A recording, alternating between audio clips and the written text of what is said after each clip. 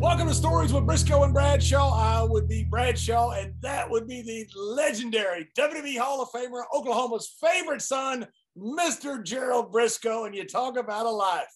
This man was in the main event of WrestleMania. He is also the only man to ever win a women's championship in the WWE, and he's an elected official in Mississippi. He is Mr. Harvey Whippleman, downtown. Bruno, welcome to the show, Bruno. Man, I'm so happy to be here, John. I'm so happy to see you and my good friend Gerald as well. And I hate that it's virtual instead of together, so we can click a few beers together. But I've been looking forward to this ever since y'all reached out to me, and I appreciate it. Me too. Well, Bruno, I'll tell you a little story. Vince McMahon, I used to ride on a plane with him all the time because I lived in New York. And so after Raw, I'd go back. I was working, when I wasn't doing commentary on Wall Street. And he read your book one time when we were going back and Vegas. This book is excellent. He absolutely loved it. He says the best book he had read. I appreciate after that. reading through a lot of it today, it is. You have a great way of being able to put in print what you mean from your mind. And some people can't do that. Yeah, John, I appreciate that. And I want to tell you something.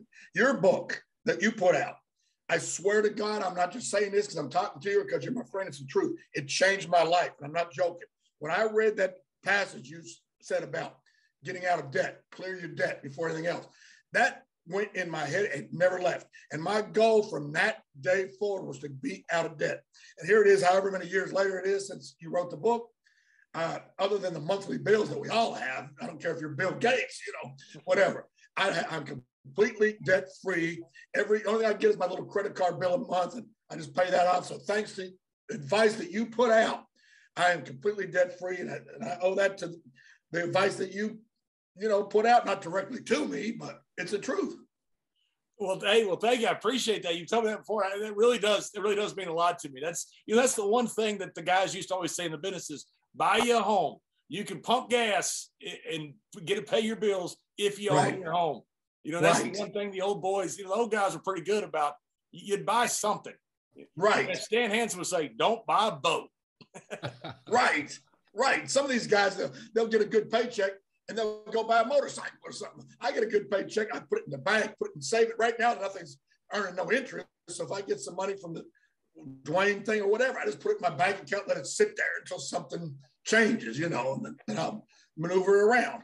Well, Bruno, I want to officially welcome you to Stories with Brisco and Bradshaw. We've been going down the list, and then we came to downtown. Bruno and John and I both, man, we got a smile on our face as soon as your name came up, and I made the call to you, and I just want everybody to know you're a hard man to get a hold of, but we finally connected. You're an alderman of Walls, Mississippi, and John and I are very pleased to have you on there. And man, going through your book, what some great stories you have, and you've been around since the beginning almost of WWE, but you had such a fascinating way of getting in. You wasn't really a wrestling fan, but you went to a street carnival in Walls, and you found one of the Carney shows there, and you volunteered to tear the equipment down. And from there, you just kind of hitched on, and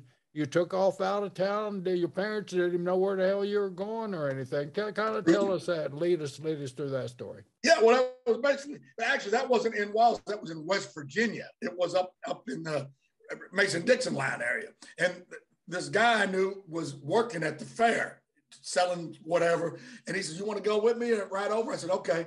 And I was up there at the time because my daddy got work up there in that West Virginia Panhandle area. So anyway, there was wrestling in a tent at the fair, and I wanted to go in and watch the matches. And they said, "No, that's extra. You don't get in here free. You have to pay." I said, "Oh, Jesus Christ." I didn't have any money back then. I was 13 years old. So this one guy said, if I would stay and promise to take down the ring afterwards, he'd let me come in for free. So I did it. And I'm a man of my word. I took the ring down. Well, the guy that I rode over there with was done with his thing. He said, "Well, we got to go. We got to leave." I said, "I can't. I promised these people I'm going to take the ring down." "Well, I got to leave. You're going to have to stay get one of them to bring you home." I don't never break my word. So I went on and stayed and took the ring down. excuse me, I asked one of them to give me a ride home. They said, no, we're going to South Dakota. I said, can I go? They said, yeah, if you want to. So that's how my time in the business started. At 13 years old.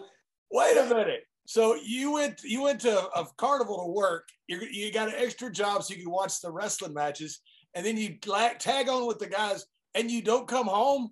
I didn't come home, and there was no cell phones back then. What's that? 13, yeah. That's how it started. What did your mom and dad think? Obviously, there were no cell phones back then. How did you get word to your parents? And I'm surprised they didn't send a law out for you.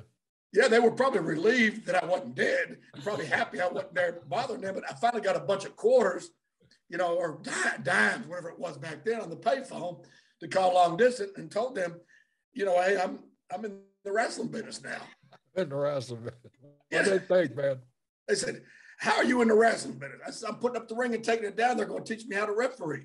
So you were what, 5'10", 130 pounds at the time or something like that? Oh, shoot. No, I'm not 5'10" now. I'm 5'7", and back then I'm 185 now. I'm kind of fat now, but back then I was tiny.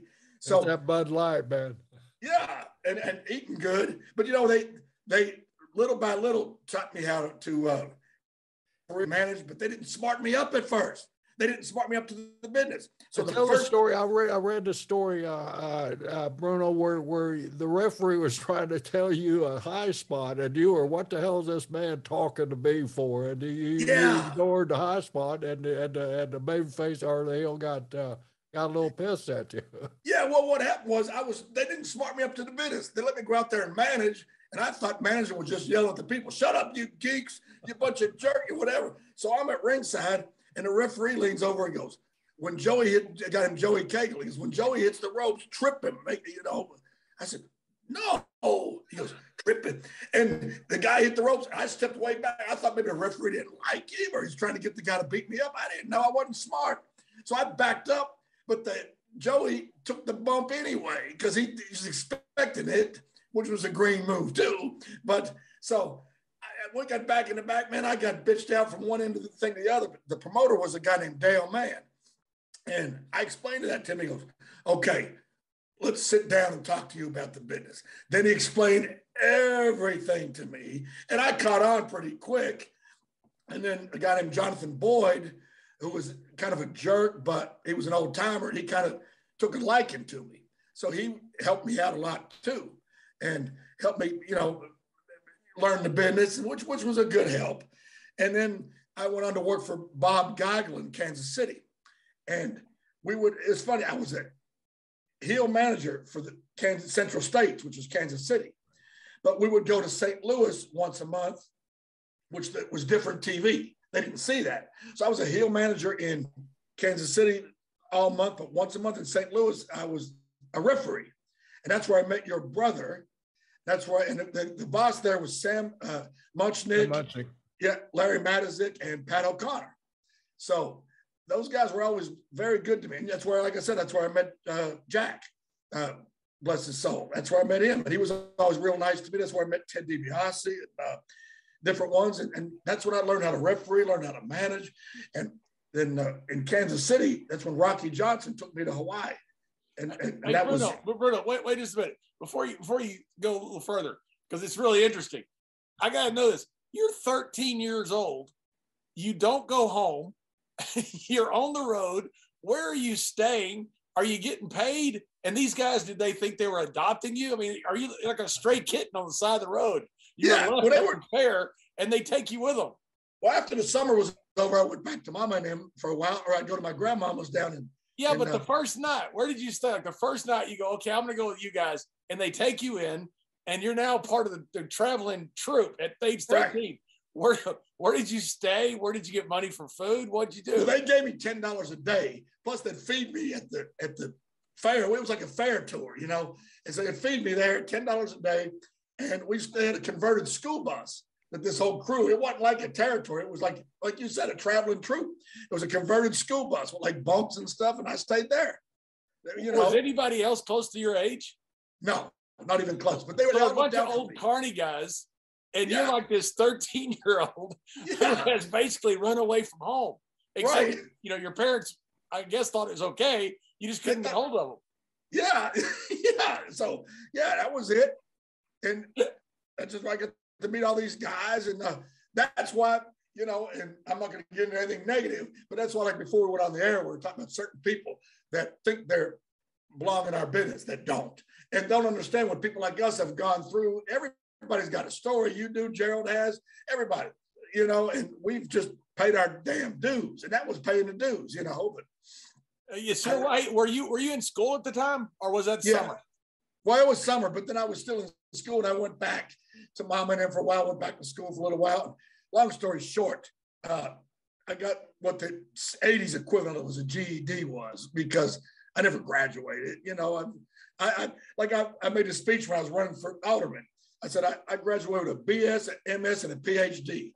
We all know what BS is. MS is more same, and PhD is piled higher and deeper. That's my education. I'm like Willie Nelson. I received my education in the cities of the nation. You and Brawler. Me and Paul. Yeah, me and Brawl. Bruno, how did you end up a doctor? Jack Tunney. Jack Tunney. Yeah, remember he was like the president. Yeah, the head. Yeah, the TV figurehead president. Yeah, and he said, "Why don't we carry a doctor bag? If you could be Dr. Harvey Whippleman." I said, "I don't care. Call me what you want, as long as it says Bruno Lauer on the page stub." So But you were Dr. Spazinski or something like that for a while. Yeah, I was Dr. Leonard Spazinski back in Guido Tatry. You remember Guido Tatry? Yeah. He was the original Mongol. Yeah. Him and Nikolai. He gave me that name.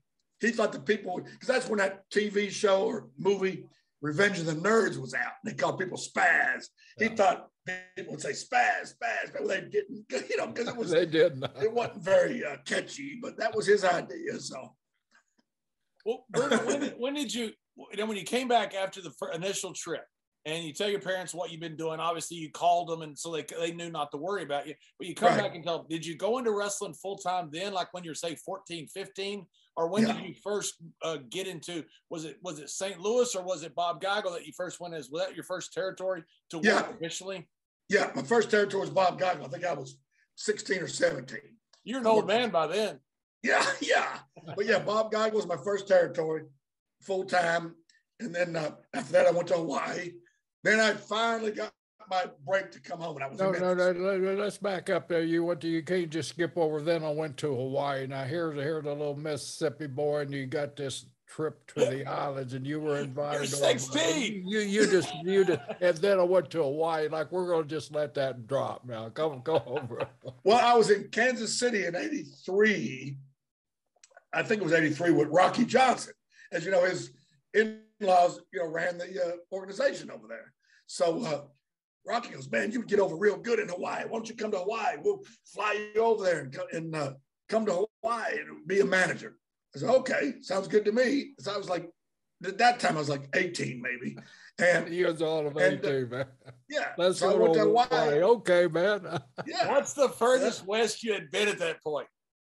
Probably like Wichita, Kansas or something like that. So, and I had never been on an airplane before either.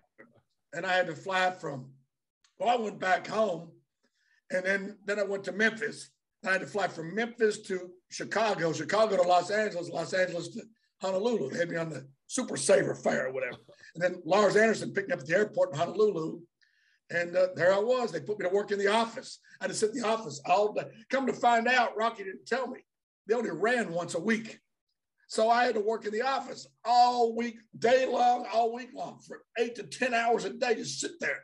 I said, this is what I was in Kansas City refereeing, going to the towns. Now I'm just sitting in an office with a cancer dog and Leah Maivia. Now what I heard is that when you got there, you found out you were supposed to be a part of the ring crew. And here you are, a 17, 18-year-old kid, and you tell Lars Anderson, Mr. Tough-Ass Lars Anderson, "Hey, I didn't come over here to be a referee. I put up the ring crew. I come over here to be a manager." That's exactly what I told. He went in and told the boss that, right? Yeah, and Leah Maivia didn't like that a bit. But they didn't tell me that. About that time, Rocky went on to work for Vince. So I'm over there without a captain for my boat. Thank God his wife, Atta, Dwayne's mother, took a real liking to me, and she was my savior over there. And that's when you and Dwayne first became good friends too, right? Right. Yeah. How I old don't think was we he became about good that? friends then. He wasn't much younger than you were. Right. He's like 8 years younger than me, I think, something like that. 7 or 8, yeah. So you were 18 and he was 11. Then you took him to get drunk or something like that, or he took you to get drunk. One of those. Well, that was later. That's when he came to Nashville with Rocky. They were working for Memphis. That's when he lived with me for the first time. He was already 6'2" or whatever he was. And he would drive me around where I could drink. And then we'd go to the beer joints. And people would mess with me because I was hot back then. You know, I mean, from the Memphis TV, which was hot, everybody knew who I was. They all wanted to fight. Oh, I see what you did to Lawler. I see what you did to Bill Dundee. Try it with me, son of a bitch. I said, talk to my bodyguard. He'd be standing there like this. And they would walk away. He looked like he was 25 or 30. You know, he was a rough-looking, good-looking, but rough-looking cat, you know. Great guy. Great guy. So talk about Rock. I watched the video, and I knew he got the truck out. You know, the cool relationship you guys had. Right. It says a lot about Rock. You know, what a good dude. But yes, I'd never heard the story about you buying him a car from a crackhead. Yeah, what happened was the crackhead.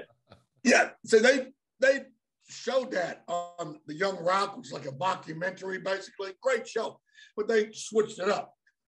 What the true story was, me and him were downtown Nashville, Lower Broad, which was now it's all gentrified, you know, with the corporate places, Coyote Ugly, or whatever. Back then it was nothing but honky tonks and beer joints and gin mills and homeless people, prostitutes, drug addicts, what we'd call the old Nashville Cowboys, the ones that came to town to get a country music contract, and they're playing a guitar on the street with with a can in front of them.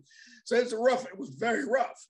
So this guy walked up to me and Dewey and said, Dwayne, I call him Dewey, but so the people know, Dwayne walked up and said, hey man, ain't you downtown Bruno? And I said, yeah. They thought I was rich because I'm on TV, like putting $10,000 bounties out against Jerry Lawler or whatever, you know. And really, I made like $60 that night, you know, but still, they don't know. We don't buy this car. We got a car for sale, man. You want to buy this car? It was the worst looking car you ever seen in your life. An old Thunderbird, looked like it's been rode hard and put up wet. Just awful. And I said, no, man. Then Dewey's, oh no, Bruno, find out how much he wants for it. I always wanted a car. Will you buy me a car? I said, but look at that car. Oh, well, I'll fix it up. I'll clean it up. I said, man, how much you want for it? The guy said, $80. I said, $80? I said, damn, that's all you want for it? Well, let's start. Start up. I reached my pocket. I said, I ain't got the 40. I'll take the 40 if you promise to come back tomorrow and give me the other 40. And Dewey goes, yeah, get it. Oh, boy. All right. I gave the guy the money. We're staying at Alamo Plaza, the hotel in Nashville. It's not there no more. About 5 miles from where the transaction took place. So I said, all right, Dewey. I said, you drive the car, but it ain't got no tags or nothing. So I'm going to follow you behind in my car so the cops don't get behind you. And, we'll follow each other back to the hotel. So we're driving. He pulls over to the side. I said, oh, Jesus Christ, the damn car doesn't give out already. I can't believe it. Just lost $40. I walked up to see what was happening. What it was, there was another crackhead in the back seat under a whole bunch of garbage and newspapers and blankets, sound asleep. And he goes, hey, what's going on? What's happening? Dwayne goes, man, you got to get out of this car. I just bought it from your friend. Well, I'm sorry. Let me gather up my stuff. So he got out, walked off, and I trailed Dwayne back. But at that time, Rocky Johnson's standing there. He goes, what the hell you got here? He goes, look, Dad, Bruno just bought me a car. So that car ended up sitting there in that parking lot when they left. It was just, it wouldn't even start again or whatever. That was his first car. He drove it for a few days, but that was it. And so he never forgot that, though. I gave him his first car, and he paid me back, believe me. Well, fast forward to the story, because I'm already into it about him paying you back, because that's really cool. Yeah, what happened was, of course, y'all are familiar with Young Rock, the show on NBC. When they were first filming it, he says, Bruno, I want you to come down to Atlanta where we're doing some filming. He goes, and I want you to come down and be a part of the show. Now, initially, Nah, this would have been so funny because he said to me too, this would have been the ultimate inside joke. When they showed the thing where the crackhead popped up underneath the blankets, it was going to be me. Because, you know, the people that know it's me, like you and Gerald and whoever, would laugh. The people that don't know, you know what I mean? It's an inside That's great. Joke. But the writers changed it because they made, believe it or not, they made the crackhead like good friends with Rock or something. And D-Works changed that? I don't know who did it. Might have been him. I don't know. It was probably Brian Gewirtz. We'll blame it all on Brian Gewirtz. Let's blame it on him. Sure, he's a great guy, but let's blame it on him. But anyways, so I get down there. So they gave me an extra thing in the movie, in the show. I was just standing in the crowd, and I said, "Go Dwayne," or something like that. I said, like, it's funny. I never did any acting before. I said exactly. You've been a wrestler all your life. Yeah, but that's because it was ad lib, you know. So just to say "Go Dwayne," I had to say it like 8 different times. I didn't mess it up, but they were doing different camera angles and whatnot. So they just showed me in the crowd, and then people said, "Oh, that's Bruno," the ones that knew. So, but anyway, when I was down there, Dwayne says, "We're going to do a little something for my Instagram." He goes, "I want to, you know, interview you, talk to you about when we grew up together. And when you got me my first car, and you let me live with you when I was real young, then you let me live with you again when I first broke in the business and whatnot. You helped me." Okay, so we're just talking about it. The guy's filming it. And during that conversation, in the interview, here comes this truck driving up. I thought, oh, shit, we're going to start all over again. This damn truck, you know, interrupted the thing. He goes, "Oh, by the way, as far as you buying me my first car, thank you. And I want to pay you back. That truck right there, that's your truck. I hope you like it." Oh my God, like a brand new Ford F-150, fully loaded. Oh my God. I mean, I fell out. I mean, literally, I cried. I couldn't believe it. And it just meant the world to me. And he's just been so good to me. He's been so good to me because I just watched that video today. It's one of the coolest videos. I've never seen the whole thing, and I watched it from start to finish. It just makes you want to root for The Rock. You know, we all know him, we all like him, but right. You know, you see that, you think that's something really cool. You know, that's closing a circle. That's yeah. What I mean, it meant so much to me. And here's the thing too, John. When he lived with me when he was 13, it was because Rocky was my good friend. He goes, "Man, would you let my son live with you? I don't want him living by himself, and I'm out on the road." Of course. And then when he broke in the business, he started out in Memphis, and he didn't have any money, no place to stay. He had nothing. So he lived with me that's before I bought the place Gerald was talking about earlier. I was living in the trailer court, and he lived in my trailer, and I gave him the back room. Now, the thing was, I didn't obviously have any clue that he was not only going to become one of the top guys in the history of our profession, but one of the top guys in the history of Hollywood. I didn't do it for any personal gain. I did it out of friendship. And, you know, and it makes me feel good that he knows that. And that's the truth. I mean, I did it because I loved Rocky and grew to love Dwayne. How long did he live with you? The first time when he was 12 or 13, he lived with me for about 4 or 5 months. And then when he came to Memphis, I'd say three months or so until he started getting enough paychecks under his belt where he went and got a little studio apartment up in Midtown Memphis up until he went to work for WWE. Was his personality pretty obvious at the time when he was that age? Oh, yeah. He was very outgoing. Very outgoing, very smart. That's the thing. Very smart. And I've stressed this to everybody. I don't care how athletic you are. I don't care how good looking you are. I don't care how talented you are, whatnot. If in our profession, if not life in general, but especially in our profession, if you're not smart, you're not going to go very far. You got to be smart. And I don't mean smart to the business. I mean just intelligent, you know. Because wrestlers are different. And this is not to take anything away from football players, basketball players, or tennis players, or any other professional athletes. You know, wrestlers have to create a brand. They have to be able to talk, or they at least have to be able to get themselves over on camera. Not just they've got to be able to run a 40-yard dash at a certain level, or carry a ball or shoot a basket or something. There's got to be so much more because it's all about the camera. And it's not just about what you can do athletically. And that's why you see a guy like The Rock, you know, when he had the Attitude Era and it was so hot. You know, you've seen those shows. We'd have 3-hour shows, house shows. And at the end of it, Rock would go out there by himself, just with a microphone. And at the end of all of that incredible activity, for 25, 30 minutes, just say his catchphrases and all the stuff he would do, sing a little song, and people ate, nobody left. Right. It was, I'd sit there and watch it every night. It was one of the most amazing things I've ever seen. People are tired, they're ready to go, but all of a sudden, then for 30 more minutes, it's just one guy out there by himself with a microphone entertaining the people. It's just, he's a one in a generation, maybe more so guy. Oh, you ain't lying. I mean, him, Hulk Hogan, Stone Cold. Yep. There's a few others, but just off the top of my head, maybe to me, like Lawler, Dusty Rhodes was, you know, another one. There's certain guys just have that magic lightning in the bottle, you know, and absolutely, he was definitely one of them. And you got to work there in Memphis with one of them. I mean, Jerry Jarrett was on our show, and he said, who else can you put on top 52 weeks a year in the same place? And that Jerry Lawler. I mean, that guy was, people, you know, see him as the king and kind of the funny guy, because he is a funny guy. You know, he's a, you know, him and Bobby Heenan, I think, are always, in my view, the best two color commentators ever. But they forget this guy was one of the biggest draws in the history of our business.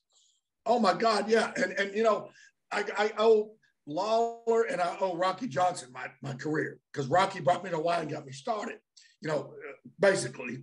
And Lawler gave me my break. And when I was, you know, I didn't have any money back then. I lived in Lawler's guest house on Walnut Grove behind his big house. And, you know, we were mortal enemies, you know, on TV, you know, but I lived in his guest house. And then I would, to pay him back, I would drive him to the towns. And, you know, we'd get like 3 blocks from the arena. He'd let me out. He'd drive up, and I'd come walking up. I don't know whether people thought I maybe just got off an airplane. I don't know what they thought there. I'd come, but yeah, I was his driver, which I was happy to be, you know. And then he would drive back so I could drink beer, because, you know, Lawler never drank in his life. So it was, I mean, he was really good to me. That was a good setup. That was a good setup. You'd drive there, and, you know, neither one of you drink, and you wanted to drink beers, and he was a non-drinker, so he'd drive the route back. That was awesome. So Memphis came out after you went over to Hawaii, and you had a little run over there, and you kind of learned the basics of managing and between there and Kansas City. So Lawler kept telling you, visit these other places so you can learn how to work the business on several different angles. That's when you went back to Memphis, and you got involved kind of in the ring also at the time too, right? Yeah, I wrestled quite a bit. I'll never sit here and lie to you or the John or the public and say I'm a great worker. No, but no, my God, but I know how to work my match. You know what I mean? I know how to work a match for me, you know, and I worked with a lot of people that were just, you know, girls and midgets and other managers or whatever, because I know what I can do. And I'm very limited, but what I can do, I'm good at. You know, and I had the same match every night. It was so easy. You know, lock up with, you know, full Nelson, they get, bam, they get out of it. Full Nelson, they get out of it. I turn around, they put me in the full Nelson. I can't get out of it. I go to reach for all the ropes on all 4 sides, can't do it. So I finally jump up, put both my feet on the top rope. Of course, the referee makes the person break. And I follow, take the bump, and I lay there and sell the back of my head and whatever.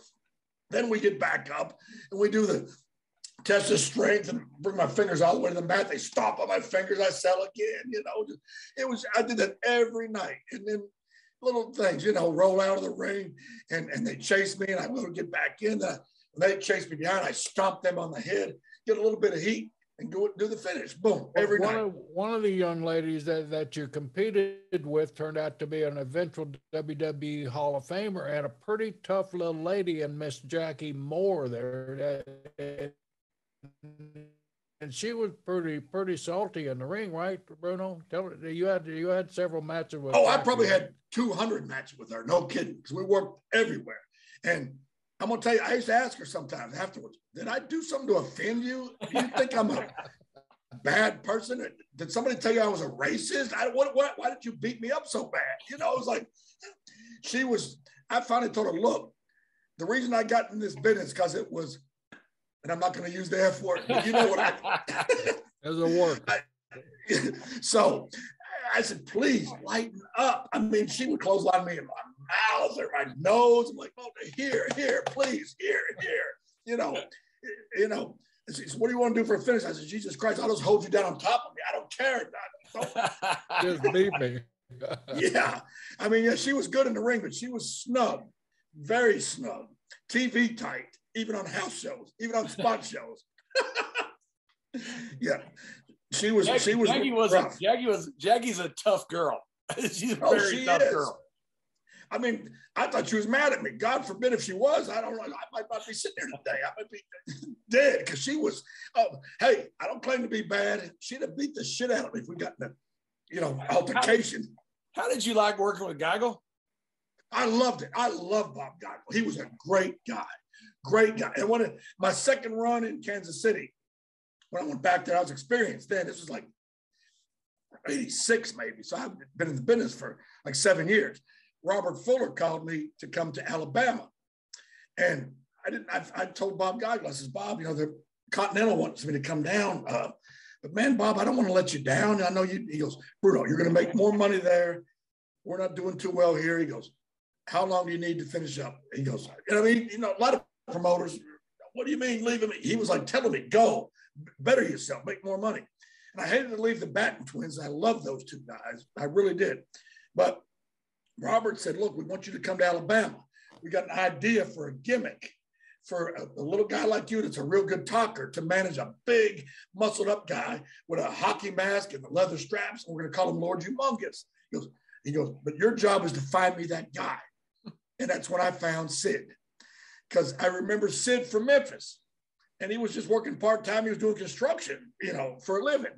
And there was, like we know, there was no cell phones or nothing. And I had to call all around. Finally got a phone number out for his father-in-law who had, I think, a car lot or something. And he had Sid be there at a certain time where I could call him. Because he didn't even have a phone at his house at the time. And I didn't either. I was on the road. So I didn't have a house. So anyway, long story short, me and Sid went to Alabama. And that's when Lord Humongous, or Sid became Lord Humongous. A guy did that gimmick years before that. So it wasn't the original one. But Robert wanted to do it again, but that other guy was no longer, I don't know if he was no longer in the business or even alive. I don't know. I didn't know him. But that's how that all started. Was Sid as big then as he was a few years later? Oh, yeah, he was huge. How did he not have a full-time job? I don't care if he couldn't even get in the ring. He looked like no one in the history of the business. Oh, I know. He had the look that, you can't teach that. It's just, he was only like 2 years in the business at the time or something like that. So people didn't know him, and he worked Memphis some, but not full time. And there wasn't a lot of money to be made for the underneath guys in Memphis at the time. So he had to work a regular job. But whenever Robert Fuller said, do you know a guy? It's my the light bulb went off. And I said, yeah, Sid. And that's how it all started for him, because then later Eddie Gilbert came in, took over the book from Robert. And then when Eddie Gilbert left and went to WCW, that's when he took Sid there. And that's when Sid's career took off. So yeah, absolutely exploded. I mean, he was the replacement for Hogan at one time. Yeah. He had the look, like I said, you can't teach that. He had the look. He had the look. He could talk. I thought he could work too. I thought he was. People say people just love to say. Anytime you see a big guy with a great body, people say, "Oh, he can't work." Right. That was the main event of WrestleMania, so he did something right. Right. He was believable. It was. That's right. It was. He looks like he'd kick your ass. You know what I mean? It's not my God. I don't know if there's.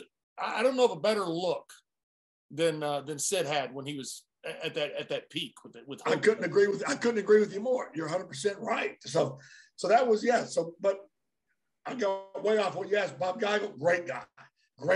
I was out there with Pork Chop Cash, Rufus R. Jones, the Batten twins, Rip Rogers, Mike George, the Warlord, who I ended up managing in WWE later.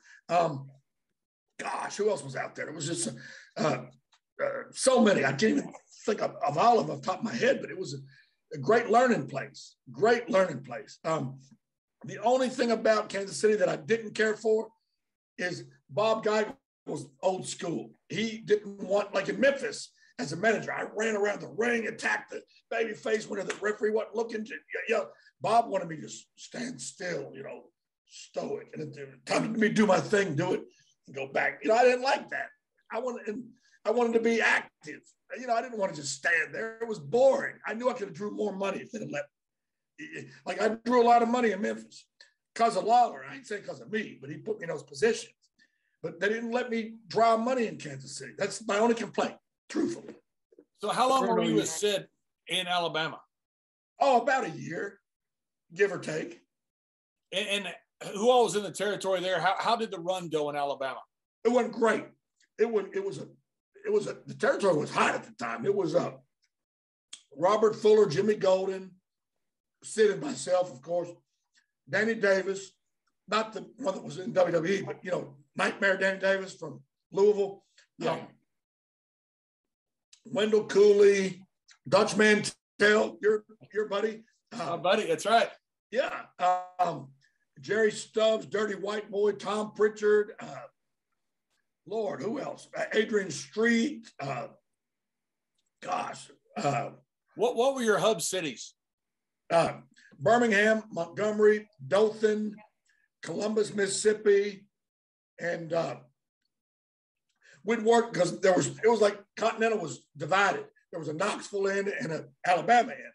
So Ronald Fuller, Robert's brother, ran the Knoxville end. So once a month we'd go to Knoxville for a big show at the arena up there.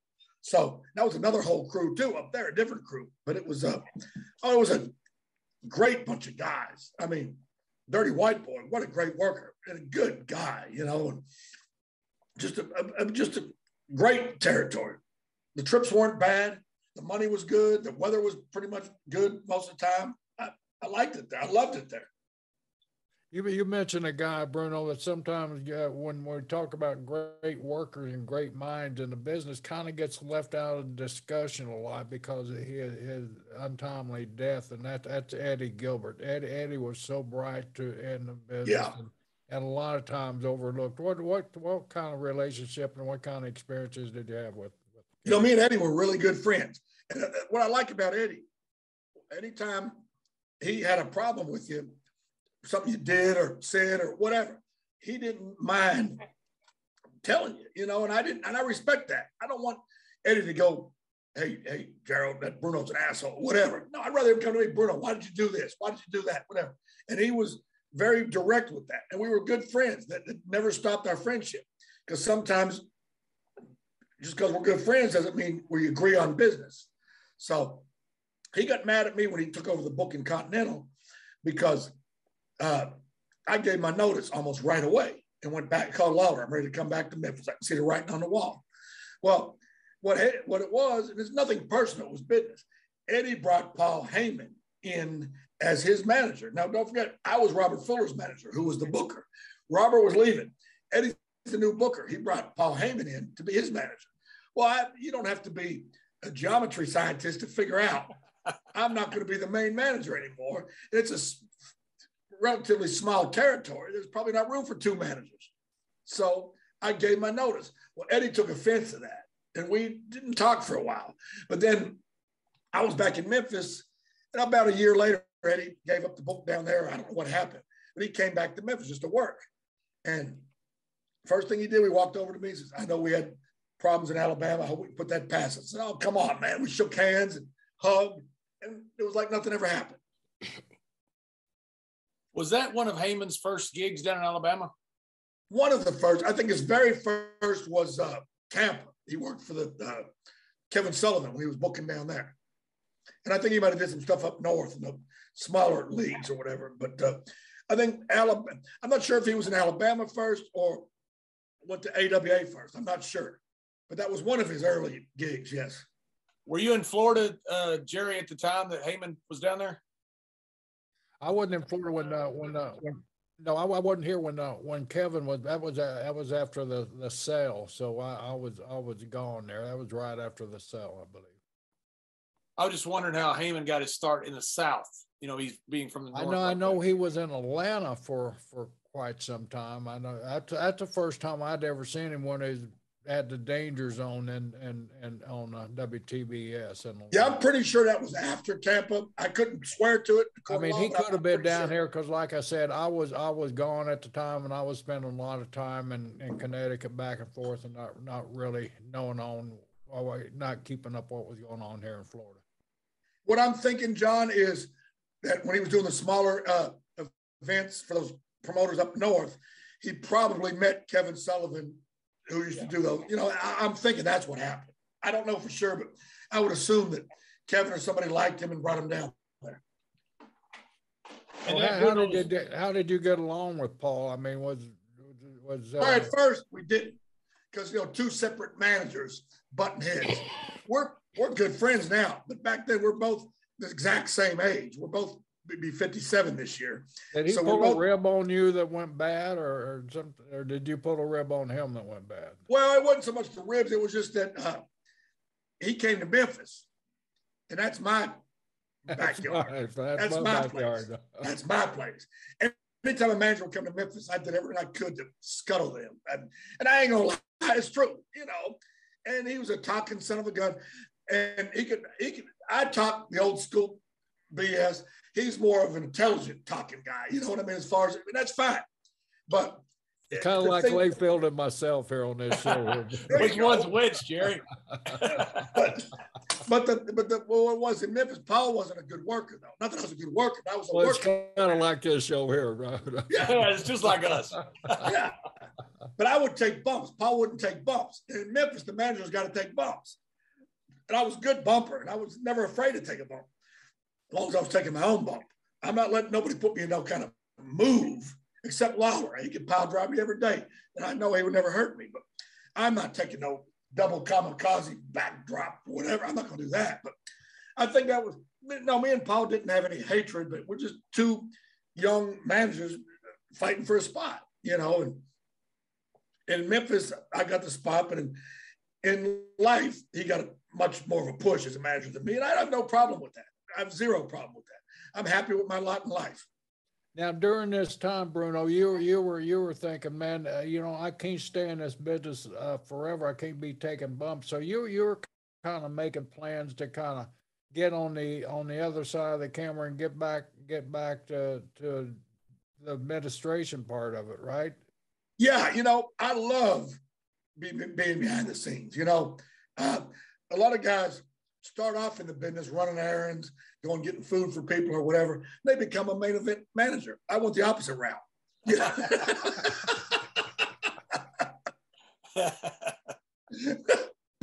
Which I don't care. I'm fine with whatever. I don't care. I have zero ego. I have zero ego in the business. None. Hey, so during that time you were getting ready, you got a phone call from up north there, and you were planning on just trying to go work in the office, sell tickets, and help promotion, and Lawler fired you, or what was it? Yeah, what happened was they had Howard Finkel track me down, because again, we've said this 100 times, there was no cell phones back then or nothing, and Howard Finkel did everything he could to track me down. He found out we were in Tell City, Indiana that night, which is close to where Larry Bird's from. Just a little trivia statement, but whatever. Because the Memphis territory went up as far as southern Indiana. We come off that Evansville TV or that Louisville TV. So I was in the ticket booth selling tickets, and the phone rang. And yes, may I speak to Bruno Lauer? Now, wait a minute. You're in a ticket booth and the phone rings in the ticket booth. It's Howard Finkel? Yeah. Wow. So there was a phone in there. People would call, what time's the match is? Is Jerry Lawler going to be there tonight? Or how much is the ticket? Whatever, right? So I have to answer the phone. And this is Howard. How Howard had that real dramatic, the way he talked, right? This is Howard Finkel from the World Wrestling Federation.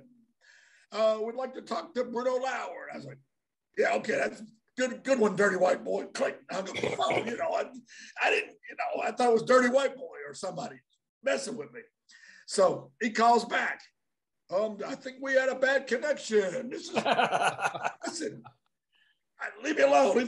Quit tying up the phone lines. People are calling. I hung up. He called back again. He goes, If you don't believe me, here's the number to my office, 203, whatever. Okay, we'll see. I hung up the call. The effing phone and the ticket booth wouldn't dial out. It was only incoming dial. So I went to one of my ring crew guys. I said, do me a favor, sit in there and sell tickets, make change, answer the phone. I'm going to go to a payphone. And I called. I went and got a bunch of quarters and stuff or whatever I did. And it was Howard. He says, are you interested in coming to Worcester, Massachusetts for a tryout with WWE? I said, I'll call you back and let you know. I'll have to see. I've got obligations here, whatever. So I told Lawler when he got there, I said, WWE called me, because it wasn't called E back then, but just for sake of discussion. WWE called me and wants me to come up for a tryout, but I don't think I'm going to go. I had to stay here and put up the ring. Who's going to put up the ring and sell tickets? What about my crew? He goes, you mean to tell me they want you to come to New York? You want to stay here and sell tickets and put up the ring with Big Fat Raymond and Chili Willie? Yeah. Silly Willie. What's wrong with Big Fat Raymond?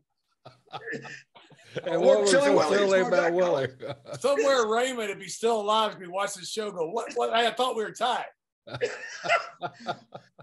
So I said, what am I going to do, King? He goes, well, you're fired. You're fired. I said, yeah, but what if I get up there and they don't hire me? He goes, I'll let you put in an application. So I went up there and I've been there for 33 years. So I'm happy. Bruno, it's amazing how they get hold of you. I was working for Peter William and Otto Watts over in Europe. And I was living there in a trailer. Trailer didn't have a bathroom, living behind the carnival tent. And somebody tells me, says, hey, WWE is trying to get hold of you. I said, really? I had, way before cell phones, I had no bathroom in my trailer, much less not a phone. So right. I said, well, what do they want to do? They said they want to talk to you. They're going to meet you at a payphone down the street at 3:00 on Sunday afternoon or whatever time it was. Right. So I get up on Sunday afternoon, it's raining. With true story, not that it matters, but it helps the story. So I find an umbrella and I go down there and I'm standing by this payphone and I'm thinking, somebody's filming me because I'm the biggest dumbass in the world believing WWE called me on a payphone. No, I'm sitting there and then I'm berating myself about how stupid I am for falling for this. The phone rings. I go, you got to be kidding me. I said, all right. I think it's like Finley or somebody. I picked it up. John? Bruce Pritchard. Sure. Right. Him and Patton, finally, they convinced me the same way. And how they track you down is quite amazing. It really is. So we have the same story, basically, just in a different part of the world. That's right. You're sitting there going, come on. You're calling me on a payphone in the middle of Bremen, Germany on a Sunday afternoon in the pouring rain. A payphone. You're calling me on a payphone, a public payphone. Right. They did somehow. Yeah. Isn't it? Look at us now. Old legends, So when you went into WWE, what was first year, what year was it that you went in WWE? I'm the world's worst at that. I think it was 89, but somebody will probably correct me. I think it was 89, maybe 90. So they probably about WrestleMania 6, 7, somewhere around like that, right? Yeah, because I remember it was either 7 or 8 that I managed Sid against Hogan. Right. I'm the world's worst at that. I didn't mean to cover my face. So it was either 7 or 8. Like I said, I'm bad about that. And were you with Sid right away? No, they put me with a guy who's no longer with us, bless his heart, Nick Busnick, Big Bully Busnick. Sure. Nice guy, just didn't pan out, basically, as far as in the ring. That's what they put me with initially. He had every look that you could possibly have. John is one of these old school looking guys. I mean, yeah. He looked like one of these Boston bruisers, guys from the whatever side, east side of Boston, that was just big and burly. And that was basically his gimmick. But through all that look and everything, he just didn't have the aptitude quite for our business there. And it was no fault of his, he was asked to do something that was completely foreign to his style of work and all. Right. He was a bruiser. He was expected to work a little bit, and he just couldn't put 2 and 2 together in that stuff. Right. And it's a shame because even like he wasn't, and God bless him, he's passed away now. Very nice guy, super guy. But he just, it didn't click. So then they put me with Warlord after that. And then when Sid switched to be a villain, then they put me with Sid, which was great. So I was with Sid from that run. And then after Sid came Kamala, and after Kamala came George Gonzalez. And I was with him for his entire run with WWE. So you became Harvey Whippleman there by mistake, right? By Gene Oak. Right. Tell us how that became to be. They were going to call me Harvey Whipple. And then, now, is this where you were still in the Pee Wee Herman yeah. type era? Yeah, the seersucker suit with the bow tie and all that. That's right when Pee Wee Herman got caught doing his dirty deeds, you know. So they thought that would be a good. But I said to myself, of course they did. Wonder.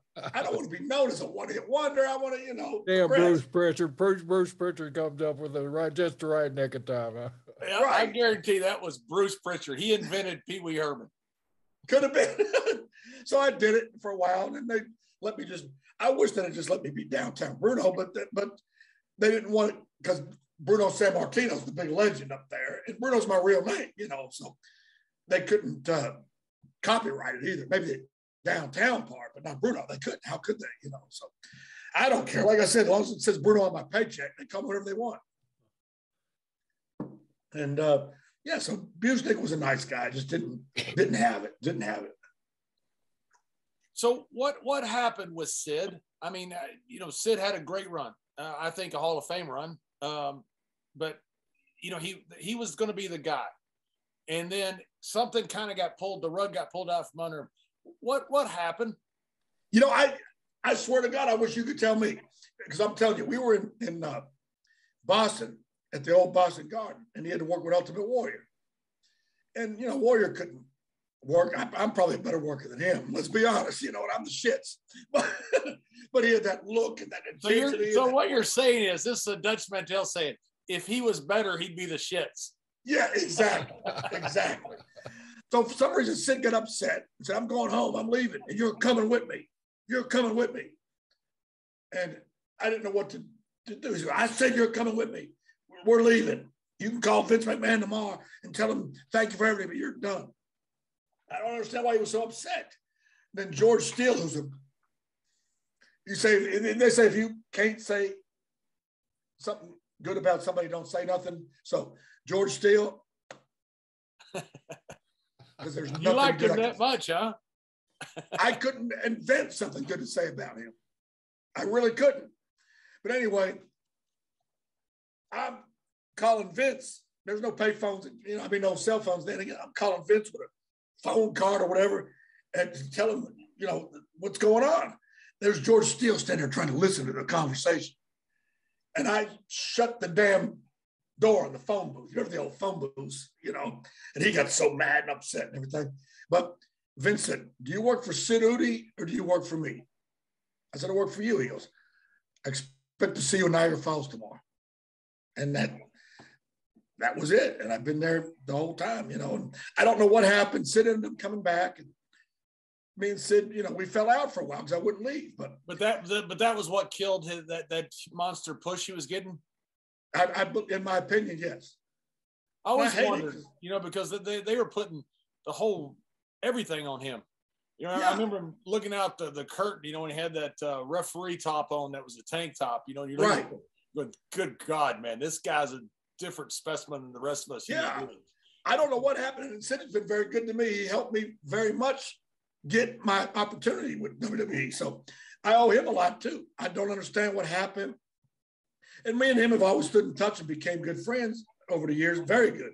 But for some reason, I haven't heard from him in like 2 years now. I don't know what there's nothing I did or anything, you know, obviously, but I don't know. I don't know what he's doing in his world. You got him in the business, then he kind of returned the favor by right. putting you in New York, though, and then he was really going through that psycho stage at that time too. His temperament, he would get those right. rages, and he would get them in the building sometime. And I happened to see one in Gainesville, Florida, one time, and it scared the shit out of me, to tell you the truth. Yeah, he was a temperamental fella. Yeah, so yeah, he started yelling at Joe Scarpa one night in Gainesville. Man, I thought he was going to kill Scarpa, and I actually for one time felt sorry for him. And right. Now that's a story. That's a yeah, guy you got a great story with Owen Hart and Joe. You were there, right? We've heard this story secondhand, third hand, fourth hand. Let's hear it from somebody. This is one of the greatest stories in the history of stories. Yes, I was there. Owen Hart was a baby face, and he was looking out the crowd. I don't remember who he was working with, but he started clapping his hands and whatever. So Strombo said, and for the people that are listening, Joe Scarpa is Jay Strombo. So anyway, after the match, Strombo said, Owen, you know how he talked, right? Owen, true or false? If you were in a street fight, would you not look at the people? Why would you wouldn't look at the people and look at them and clap your hands and stomp your feet, would you, Owen? No, Chief, I wouldn't. I'd probably break into an Indian war dance.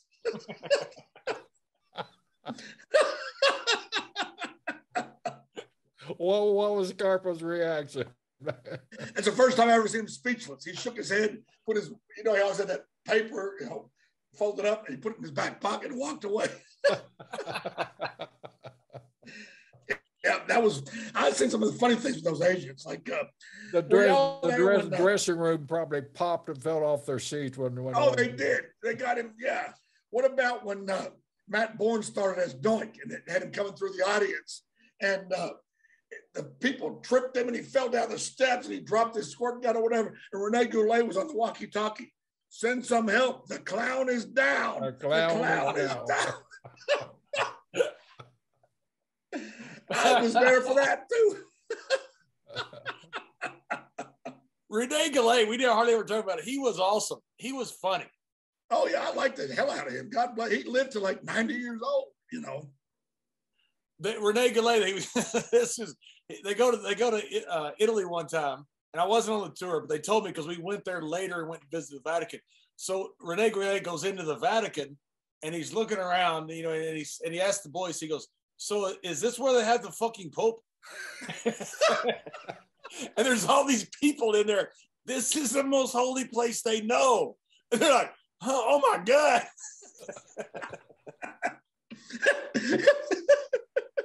That was your name. His real name was Robert Bedard. We were in Europe one time doing the tour. We were all trying to get on a plane and check in. Rene goes, "No, we check in as group. We know nobody get in front of nobody. We check in as group. We check in as group. Nobody get in front of nobody." And then the lady at the counter goes, "Oh, no, sir, we can check in individually." He goes, "Okay, Bedard." That's good. Ron Simmons used to do this blind thing. You may have seen it before with Teddy Long. Teddy Long would walk him down the aisle, and Ron would wear dark sunglasses like he was blind. I mean, and he looked like he had it down to perfection. And so right. Teddy and him could board early. They always get first class seats, and they go, right. And we'd be stooging him off. He's perfectly fine. That's Ron Simmons. He's a 3-time All-American. He can see. And Ron would just look around like he couldn't see. It was great. Hey, Bruno, how about the time you got arrested for pulling a U-turn and pulling out your badge? Yeah. The police officer thinks it's a fake badge. Oh my God, I'll never forget it. It was, and this guy was a real prick. I'll tell you that. What happened was, okay, in DeSoto County, Mississippi, where my home is, the sheriff was James Albert Riley. He would give special deputy badges to people that helped his campaign. And it was in the books, listed in the books as special deputy Bruno Lauer, special deputy John Layfield, if you were there, whatever. Okay, so when Riley lost the election, the new sheriff wasn't going to honor those guys because we were obviously helping his opponent. So the mayor of Crenshaw, Mississippi, Oscar Barlow, which is in Panola County, he says, "Well, Bruno, I heard about losing your badge. I'll tell you what, I'll make you a special police officer for Crenshaw, Mississippi.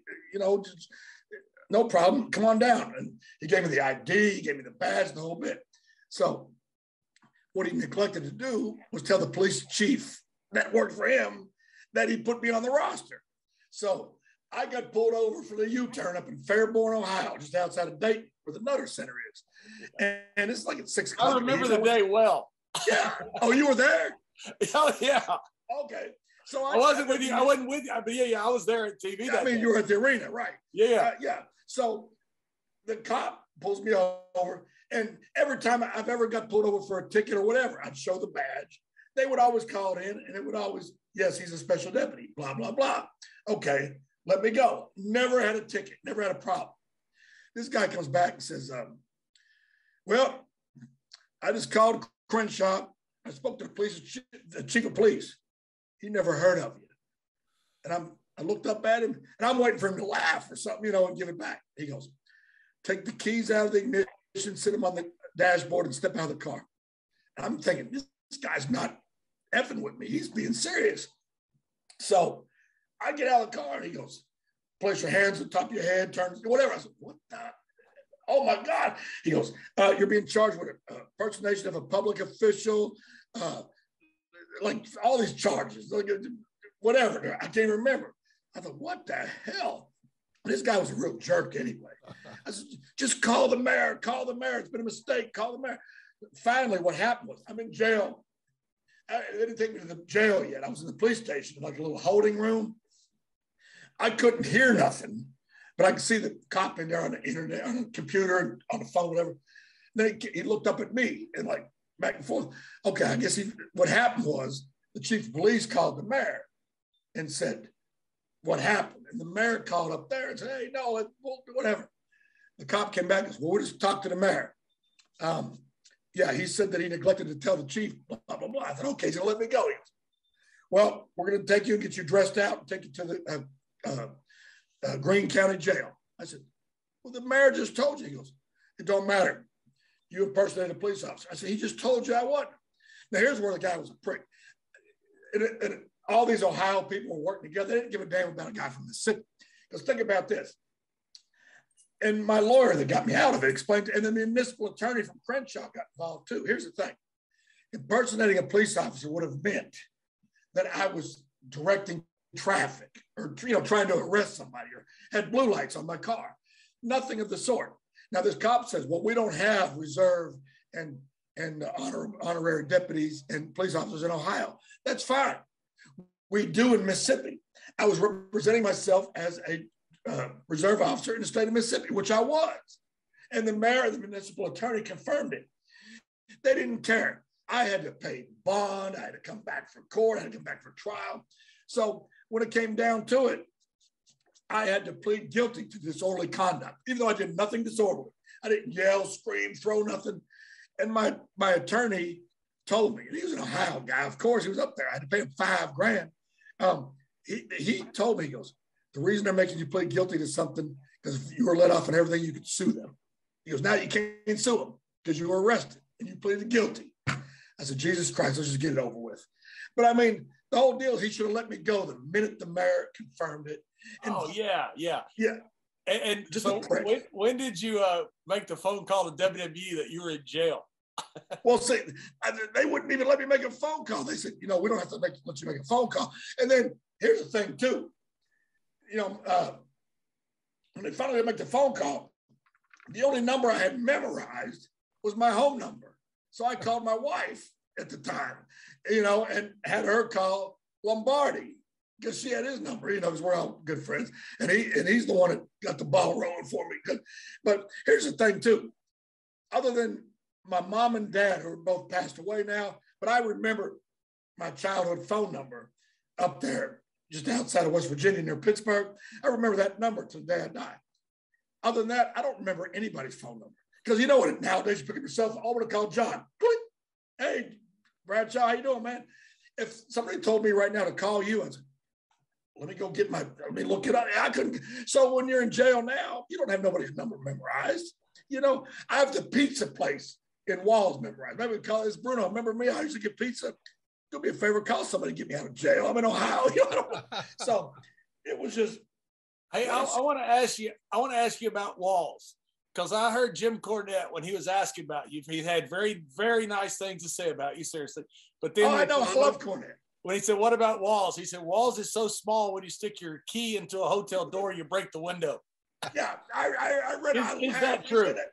Yeah, it's a small town, but yeah. Oh, I heard that. Cornette's a great guy. It's hysterical. It's funny. I love it. Jimmy's awesome.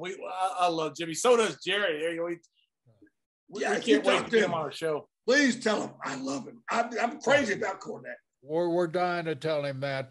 When your career in Memphis, did it coincide with Cornette in any way? Was he just a photographer? Was he hanging around during that time? No, he was already gone to work for either the Crockett's or Bill Watts. Oh, he had already made it. He'd already made it and left.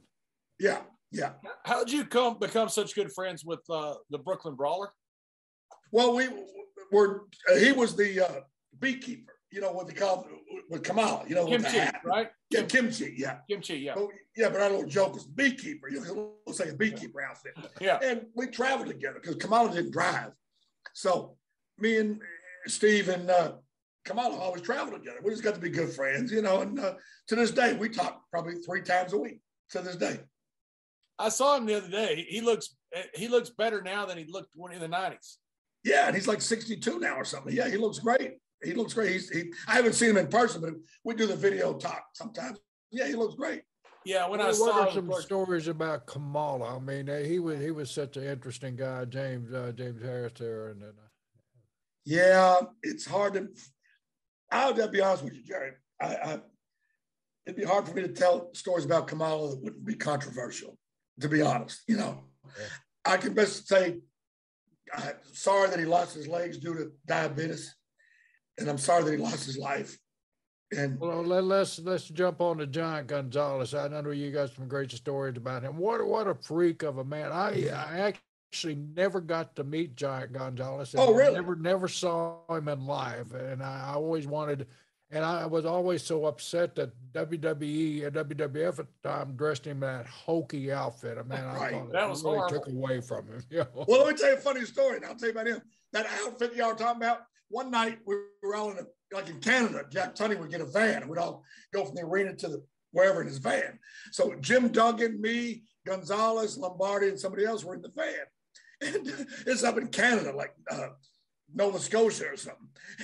And Duggan says, "Hey, driver, pull the van over. Let's send the Giant up in the woods. And when a car comes, let's let him come running out." Waving his arms. Can you imagine some Canadian guy?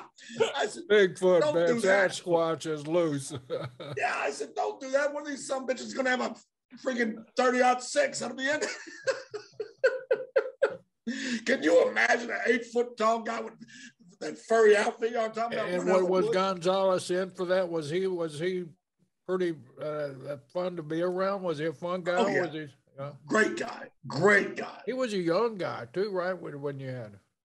Yeah, it was like 3 years younger than me. So if he was still living, he'd be like 53 or 54 now. Yeah. Yeah, I was crazy about him. He was high maintenance. I ain't gonna lie. He was high maintenance, but not in a pricky way. Just, he was a giant. It'd wake me up at like midnight. "Bruno, I'm hungry. The room service closed. Will you go please get me food? Find 24-hour place. What do you want? Eight hamburgers." And so I got where I wouldn't drink anymore on the road because I didn't want to get a DUI getting a Giant 8 hamburgers. So yeah, he was good. Be drunk. Well, what are you doing with 8 hamburgers? You're 135 pounds a cup. I'm getting for an 8-foot Giant to eat. They wouldn't have believed that. I'm getting it for an 8-foot tall guy. Oh, you really are effed up. Come on up. Hey, Bruno, one time we're playing golf on a day off at the Broadmoor in Colorado Springs, Colorado.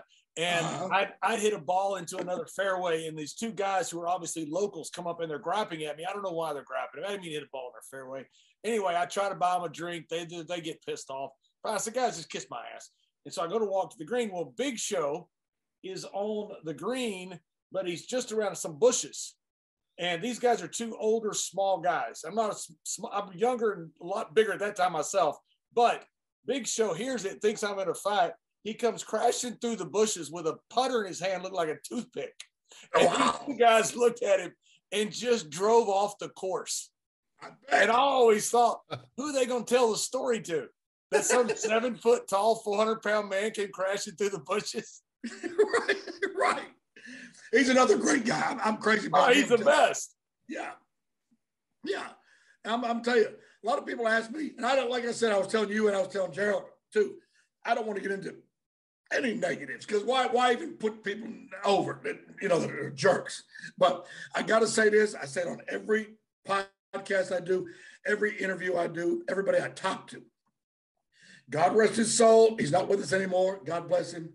There's no bigger jerk I ever met than Vader. Really? Yeah. Tell us the story.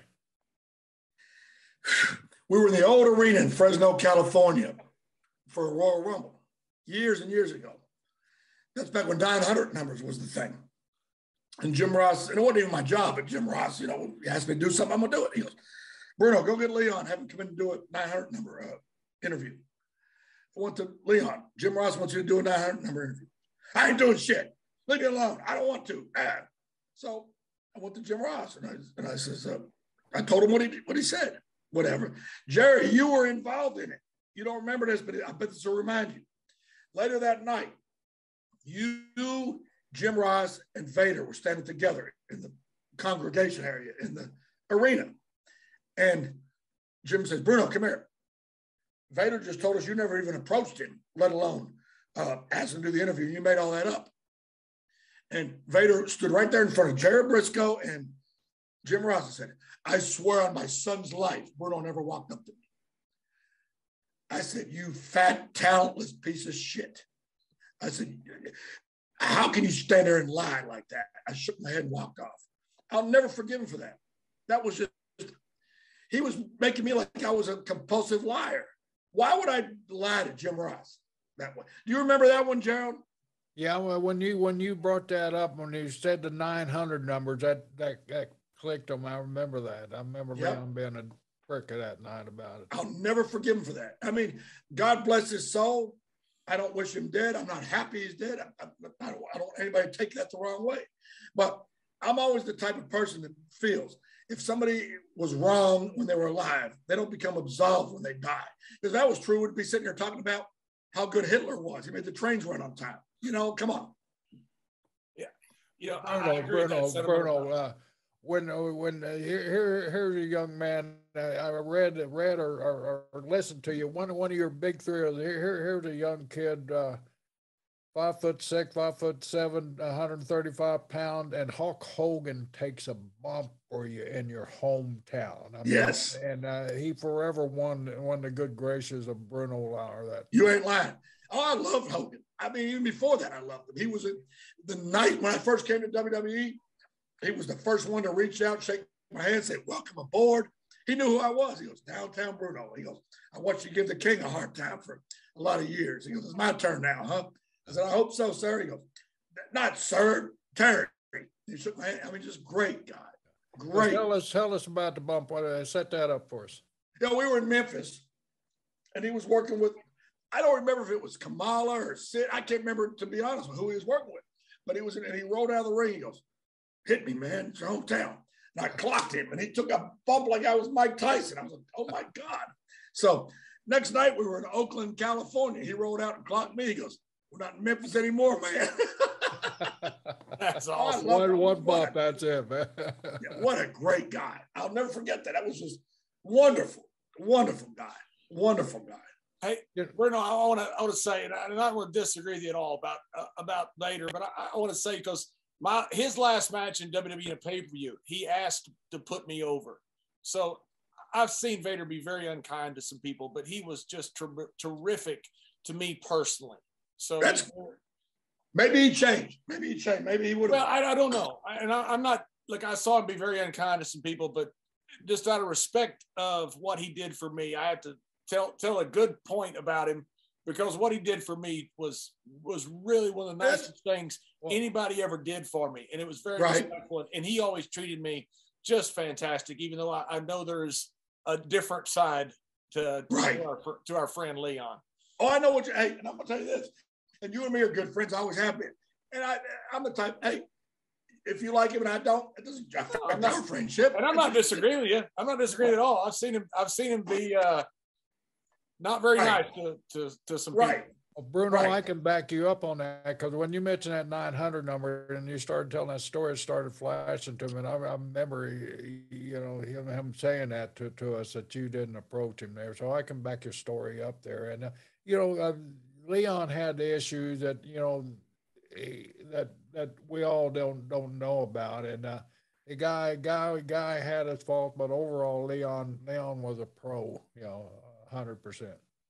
Well, you know what always gets me though when people say he was the best big man in the business. I said, well, I guess y'all never seen Bam Bam Bigelow. I guess y'all never seen Crusher Blackwell. I guess y'all never seen King Kong Bundy.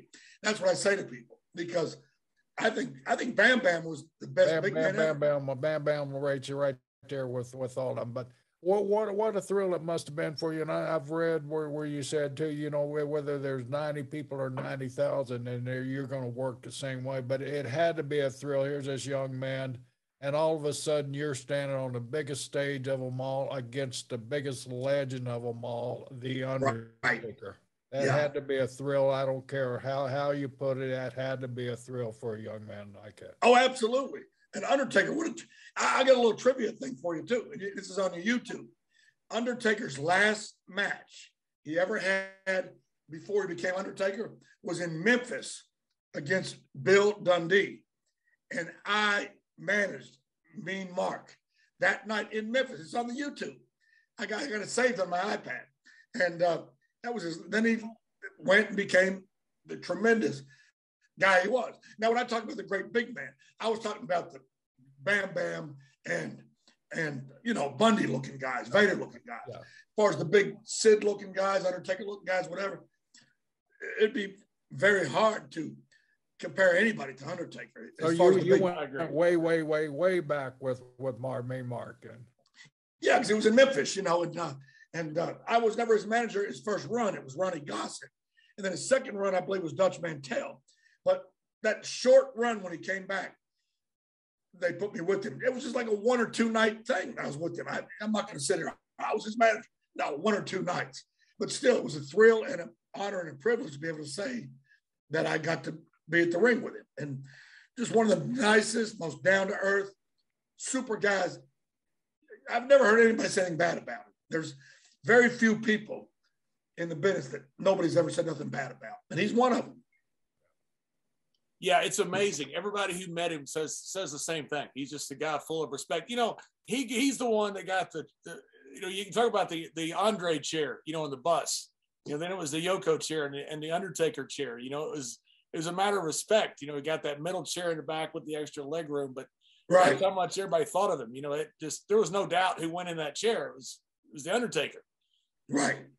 Yeah. And that's a level of respect that it's just, I always said he wasn't the locker room leader because he was designated the locker room leader. It's because he was the one that should have been. He was. Well, true. Well, I'm going to tell you something, and I bet you'll agree with me on this. Anybody, I'm not going to mention any names, we can all surmise. Anybody that has to call themselves a locker room leader is not a locker room leader. When I hear guys, well, I'm kind of a locker room leader. Nobody that really is a locker room leader ever has to say it. It's unsaid. You know that. I've heard several guys call themselves that, which means they ain't. Does that make sense?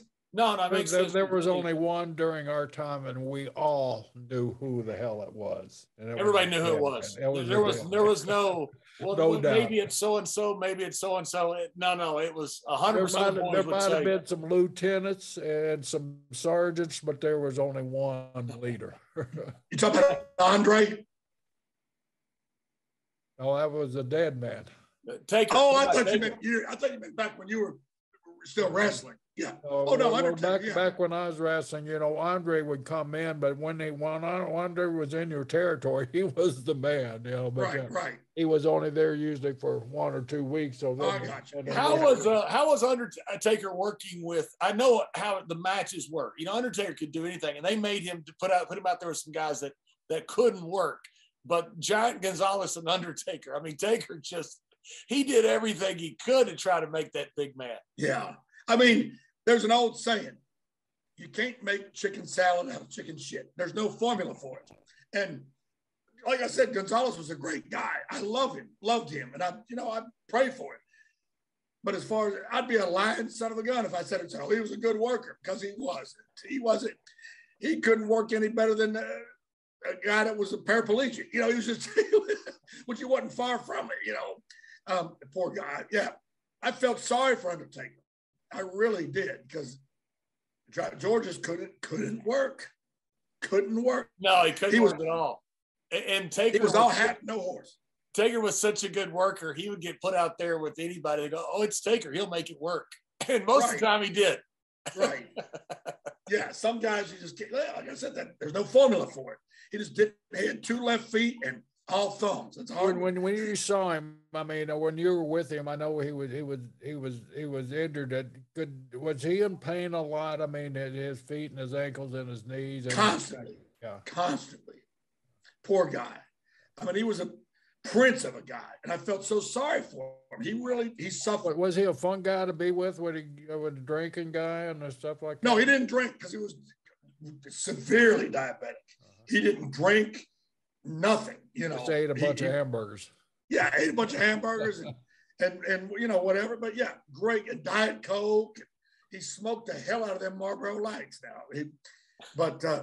No, he didn't drink. But yeah, it was fun though. We always got along. We never had one bad moment. Never. Hey, the other person you liked an awful lot that was a big character was Bertha, right? Oh, I think we're gonna have to end this when I'm tired. God bless her too, because she's gone. I can't. God. I'm sorry, Bruno. My partner gets carried I'm not away. gonna stick up for her. I stuck up for Vader a little bit. I won't stick up for her. You know what? I just hope she's in a better place, and I'm sorry that whatever demons were inside of her caused her to kill herself. And I mean that with all my heart. I mean, and I hope everybody, because you know how the people start tapping away. I want everybody to know this. Just because I didn't like Vader, just because I didn't like Bertha Faye, I certainly don't wish them dead. I'm certainly not happy that they're dead. And we just didn't get along when they were on this side of the dirt, and that's, I hope. And that's a miserable place to be when you're on the road with somebody. And we've all been there when you're stuck with somebody that you just don't have anything in common with. Right. It's a miserable road trip at that time. Exactly. And so I can't stress enough. God bless both of them. I really mean that. I mean that from my heart and soul. I wish they were still on this planet. Both of them. And you know what would be even better if they were here? Maybe we could make friends. Maybe we could talk about it. I could say, Leon, let's talk. Let me tell you what you did to upset me. Bertha Faye, let me talk, whatever. Bruno, I got to give it to you. I've seen you diffuse a situation backstage. I mean, there's a lot of pressure. What you were doing, trying to satisfy all these superstars backstage in a timely fashion. Right. Sometimes somebody would think they were a little bit more urgent than somebody else. Right. They would get on you, and in that calm demeanor, just like you said with Vader, you'd say, "Come here, let's talk about this stuff," and then you would defuse it. You were a hell of a politician backstage too, man. Well, I appreciate it. I tried to. Like I said, if Vader was still living and I was on some sort of one of those autograph deals or whatever with him, I really would. I would call him to the side. And I would really try to talk to him because I don't want to hold grudges forever. Like another guy, Gene Anderson, that is dead for many years. Another guy, Bulldog Bob Brown, is dead for many years. Now, I promise you, it would be very hard for me to try to talk to Gene Anderson if he was still alive because what he did to me is unforgivable. Bulldog Bob Brown just lied to get himself out of heat with Bob Geigel over something. I don't justify it, but it explains it. What Gene Anderson did to me, I'll never be able to forgive him for it. He humiliated me when I was brand new to the business, and I'll never forget that. And it just, he tried to break my spirit. But you've shared the story with me, and do you mind if I kind of open it up there? Well, I'll go ahead and tell that. So go ahead, brother. Yeah. But it's your story, and you can tell us your way. Well, basically what it was, I was pretty new to the business, little guy, as I am, especially back then. Instead of finding out who I was or asking me, what I was doing in the dressing room or whatever, what I would have told him, I work for Bob Geisel. I'm with the ring crew. I'm a referee, whatever. He just took the hammer lock, put my arm behind my back and grabbed me and walked me out of the dressing room in front of the whole crew. You don't belong back here. You don't, and when twitching like he used to do and everything, just humiliating. And Rufus R. Jones and them told him, no, he works for us. He's part of the company. So I came back in. He didn't apologize. He didn't laugh about it. Nothing. Just sit there with that cocky look he had on his face, with that, the twitch he did. And I'll never forgive him for it. I'll never forgive him. Like John did Vader. Gene was a very good friend of mine, and there had to be issues that night with something bugging Gene, because Gene was a pretty respectful guy when I was around him, and I always admired him greatly. And when you told me that just seemed so out of character, and it's not that I doubt your word, and I don't one bit, but it's just out of character for somebody. For what you said about Leon, that wasn't out of character for him. No, it wasn't. And I'm not saying it was. I'm saying that, Leon was great to me, and I saw his bad side, but Black Bart used to always say when I would see him, I can only go by how guys treated me, not how they treated somebody else. That's good. Yeah. And that's what we're all saying. He treated you terrible. And that's how the memory you have, and he treated Jerry well. That's the memory he has. Same person. Everybody's got different facets, the same person, and sometimes it just impressions are both correct. Sometimes they're diametrically opposing what they look like. Yeah, I mean, I agree with you, and I'm with Jerry on that. If he was always good friends with Jerry, good to him, I don't hold that against Jerry. Jerry's one of my closest friends in the business. I can tell you, Jerry's treated me terrible over the years. Well, he told me he don't particularly like you. That's the reason. Thank you for opening up that truth there. This is a come to the truth night here. We cannot tell a lot. Hey, Bruno, I read a great story in your book. I think it was in your book. It was an excerpt from your book about Shawn Michaels sticking up for you one time in the dressing room. I'll never forget that. That's a pretty cool story, because Shawn was always great to me during the Attitude Era. I know there were some issues with some people. He was terrific to me. Always respectful, always nice. Never said I have nothing but nice things to say about Shawn from then till now. But Shawn back then was the one that people kind of took shots at, but he did something really cool for you. Yeah, what happened was, as you know, if you were there, Jerry was there, either one of them. Bruno, would you go get me a hamburger or whatever? I wouldn't even blink an eye. I said, sure, what do you want on it? Jerry, what do you want? Okay. But that guy, Oscar, who was never in our business, if you remember, he was the manager for Mo and Mabel that met on a mission. He was just a guy that was a rapper guy that met on a mission, number one, whatever, they brought him in. So I came in with a box of food. Here, Razor Ramon, here's your, I don't remember what it was. Just for example, hamburgers. Here, Razor, here's your hamburger. Here's Shawn, here's yours. Here, whoever, And then Oscar goes, where's mine? I need you to go get me one. How come you didn't give me one? And before I could even respond or even formulate a response, boy, Shawn Michaels got up, let him have it. This guy's been in the business 15 years, or whatever it was. He's been all over the world. He's been all over every territory in the country. Who the hell are you to ask him to get you a hamburger? Get your shit, get out of the dressing room. You don't even belong in this dressing room with us. I mean, he unprovoked. I didn't ask Shawn to, do that or whatever. Just, wow. I'll never forgot that. That's pretty cool. Like that is just, I never forgot that. And Shawn just sat right back down and started eating his hamburger and didn't say a word. And that was it. That was it. He didn't say, did that for you, Bruno? Nothing like that. It was unsaid, it meant a lot to me. It meant a lot to me. There's a lot of guys. That just shows you the respect, Bruno, that you had from everybody at every position in that locker room. And you don't get that by just being a good guy. You get it by earning it and showing that you deserve that respect, and you did. Well, you know what? Coming from you, that means a lot, and I really mean that. And I'm going to tell you, I think a lot of it had to do with back then it was territories.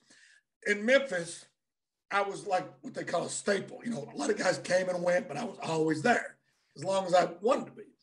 People would come and go, and I'd still be there. And I was always good to everybody. I was never asked to anybody when it came to Memphis. I was never a jerk. And they knew I was in tight with Lawler and the Jarretts and whatnot, but I was good to everyone. Sean came through there on several occasions, a bunch of guys, and I was always good to them. Now, what if I was a prick to them when they came to Memphis? Then when I went to New York, well, they would think I was an asshole. But I didn't do it for that reason. I did it because that's just me. You know, I'm just not going to be a jerk to you unless you're a jerk to me. And then I'll just stay away from you, you know. But I think they realized that because, you know, when Sean was in Memphis, he was just a tag team guy or whatever. He wasn't, you know, the main guy that's going to be the WWE champion. He was just a guy, but I was still good to him. Stone Cold will tell you the same thing when he came to Memphis. I was always good to him. Bruno, how was Howard Finkel before the tuxedo match? As far as work, I know Howard, and Howard got nervous about performing, and that was something that he was not going to be comfortable doing. You had a jillion matches; you had to be comfortable. How was Howard before that match? I'll tell you, it was funny. First of all, let me tell you this: I've had easier bar fights. Oh, well, I've seen it a few times. Yeah, Howard was so nervous. He didn't help you. He didn't want to. Yeah, and how he was before it was just like, he was like, let's go over everything. I said, no, let's just go with the flow. What, like we're having a match where we're, you know, having high spots. We're just ripping each other's clothes off. I said, Howard, just get out there, let's go with it. So we were in Madison Square Garden. Vince told Howard that he was going over in the match. I think they played Hulk Hogan's music, and Howard went to the ring, boom, boom, boom. And before they sent me to the ring, Vince goes, I changed my mind. You're going over, but don't tell Howard. I said, oh, Jesus Christ, here we go. So I'm out there, and Howard's doing everything in his power to not lose because Vince told him to go over. Finally, I just had to stomp him on the head, not hard, but just enough to just sell later. And I ripped his last thing off. And that was That is great. I never heard that. Did you know that, Jerry? Yeah, I've heard it. That is so good. I mean, I think I could, honest to God, John, I think I could have beat you before I could have beat Howard. Howard knew Vince told him to go over. Yeah. So he was going to go over. Yeah. That's all that mattered that night. Oh, I can't tell you how many times I've seen Howard taken down there in commercial break by a wrestler that somebody would send out. Take down Howard. Right. And what a good person Howard was, and what a good. He's great as the best. Even after it was over with, hey, that was a funny one. Yeah, you got me. Yeah. Oh, he was great. I mean, let's be honest. We've all been in the business for 30, 40 years, all of us. And there's really, by and large, the vast majority of the people in our business are good guys. Yeah. They really are. There's your butt heads and jerks and whatever. The vast majority are good guys. Well, they really are. You said it right. I mean, just think, Bruno, from the time that you showed up at the WWE, and John, you were in WWE, and I was there about the same. I was there in 80, 86, 87, whatever. I can count on my hand, fill up a hand of SOBs that I worked with there. And I mean, I struggle to come up with one, you know, and because we're all family. It's an overused phrase there, but you know what? When you're on the road and you're traveling, you're away from everybody that you love and everything. The only people you got are the people sitting in that seat next to you, and they're a caring group of guys, man. And I don't regret 1 minute of it, and I'm proud of every guy and girl that I ever met there. Oh, I agree. I mean, there's always going to be disagreements, and there's always going to be little issues, but for the most part, you know, like you said, we're all doing this together.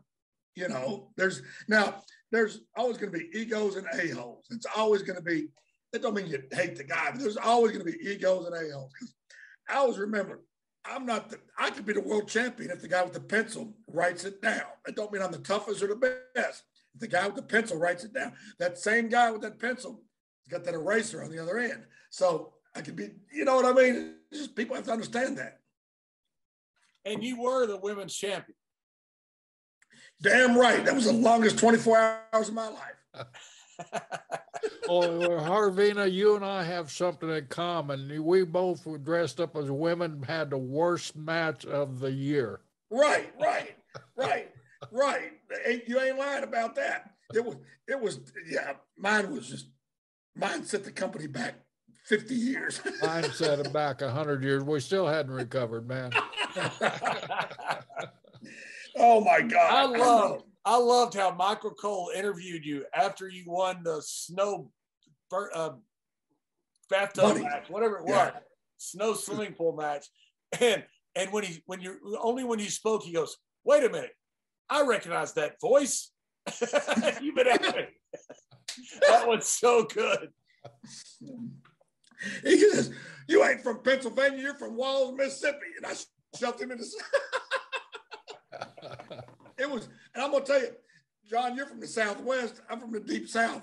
You don't think it was easy for me to come home as a transsexual? I know the feeling. Hey, when we did drag night at Timmy White's bar up in Providence, yeah, he had some of his regulars call in and say, "Hey, we're not coming in," because like, dude, it's a TV show. It's right. Real. It's really not drag night. Yeah. Hey, speaking of him, that's another great guy, Timmy White. Great guy. I mean, we're talking about great guys. He's a great effing guy. I love Timmy White. He's a great guy, Bruno, but he got so mad at John and I trying to get him on the show. We had him as far as pulled over on the side of the road in Texas with his cell phone out trying to get a hold of him. He ended up throwing the cell phone out the window, and he hadn't contacted us since. You're kidding. Why? Because he's a moron. Oh, well, he was in Texas, and he had that bad internet, and he blamed John and I. For those listening, Timmy's not a moron.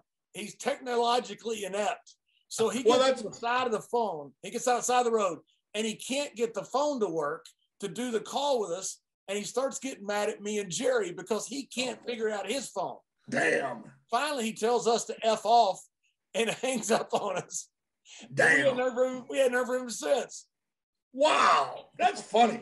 Hey, I'm technologically inept too, so that's why I'm in a hotel room right now. If I was at my house right now, forget. Plus, well, I thought you had permanent room service the way you're putting down those damn chicken wings, man. You're making me hungry. Man, I got a 36-pack of chicken wings here. I've been 36-pack, huh? Yeah, 36 chicken wings. No kidding. And you got a beer to go along with each one of them, huh? Yeah, I still got about 9 beers left. So how many years before you have to run for re-election in Walls? 3. It's a 4-year term. I won the election in June. So, did you win by a big margin? Yes and no. It's comparative. Honest to God, John, there was only of the 1,100 people in Walls, only about 200 voted. So it's just I had like 59 votes. It's not really fair. You had The Rock campaign for you. Right. So it's not much chance you're going to lose. Yeah. I mean, there was like 9 of us ran for 5 seats. And, I was the third from the top, I'm the only Republican on the board and the only white guy on the board, which is not an issue, believe me, but I'm just saying it's just interesting because normally it's usually mostly all African-Americans, but I was lucky enough that I'm friends with all of them. Both sides of the table, both, African-Americans and white people, because I'm not a racist and I'm not a really political person. So luckily, everybody knows that. And what made you decide to run for alderman of Walls, Mississippi? Because this other guy that was going to run said, well, if I get in alderman, I'm going to push to give our charter up and give Walls to the county. Because we don't have enough people here, enough revenue. Let the county take it over. Well, if the county takes it over, they could absorb it into the next town, which is Horn Lake, which is right next to Memphis, which is a huge town. And our taxes would have went up. Our regulations would have changed. It would have, we are the most rural town in DeSoto County, Mississippi. We don't want that to change. And this guy was trying to give our town away. So the fire chief, the police chief, and everybody came to me and said, please run. We know you can win. And because they would have lost their job, because the county would have took over the fire department. The sheriff department would have took over the law enforcement. All the cops would have been fired. All the firemen would have been fired. So I ran and I won, and I'm hoping I get reelected next time. Is there your term limited there? Or? No term limit. Because it's only a part-time job. You know, we don't have 2 meetings a month unless an emergency session is called. For example, if one of the police officers quits or gets fired or whatever, we have to vote on the new applicant. And he comes in and says his piece in front of all of us, and we vote yay or nay, you know, things like that. But it's mostly just little things like the fire department needs the $800 to buy new helmets, yay or nay, you know, things like that. It's sometimes it's more complicated. Like this guy wants to build a fence around his property, but our dimensions are only so many feet. He wants to make it so many feet, you know, whatever. And I don't even understand. I just go, yeah, do whatever. Yes, no, whatever. Because I don't know about stuff like that. So eventually, if things would work out right and you do get annexed, we could see a political race where we have Mayor Jacobs versus Mayor Wippleman at one time for running for governor or running for governor of Tennessee. That's right. You could have the governor of Mississippi against the governor of Tennessee for the presidency. Wippleman versus Kane. Yeah. Oh my God. I think I'm going to wait until I'm old enough to retire and just be done with all this. Just cut grass. Bruno, tell us about your house. Tell us about I've heard about your house before from Jerry. Tell us about what you did with your house, a historic place. Yeah, it's a old cotton gin. They were using it for storage. They weren't using it for ginning no more because it was outdated. And it's a 4,000 square foot building, solid steel. They corrugated stuff now. It's from 1941 and on an acre and a half. So the guy was selling. He wanted $33,000 for the building, the property, everything. And I told him, his name was Alan. He used to own the store in Walls back when Americans used to own gas stations. And I said, Alan, I'd like to buy that building from you. I said, but I don't want to finance it. I said, I'll tell you what, I'll give you $15,000 cash in a duffel bag today if you'll just sell it to me for that. He goes, you got $15,000 cash? I said, in a duffel bag if you want it. He goes, meet me at so-and-so real estate place over on Goodman Road at whatever time, and we'll sign the papers. And I came in with $15,000 cash. They counted it out, signed the papers. I paid there's a title search fee you have to pay. So if something comes out later, there was a lien against it or something, I wouldn't be screwed, paid that. We split the cost of that and it became mine. And I spent another $10,000, $12,000 fixing it up, making it into a home. And it's 4,000 square foot homes and I love it. I'll be there till the day I die. That is awesome. So that $15,000 cash, that was probably the tips you got from APA helping them out during their time. That's exactly right. Me and Ron always tried to tip very well. We knew where we were taken care of. Y'all did. Batista did. A lot of guys did. Some guys would send me to do something that, here's your $5, buddy. I said, Bruce Pritchard was a big tipper to you too, right? Yeah, one time I was leaning back in my chair and he tipped it over.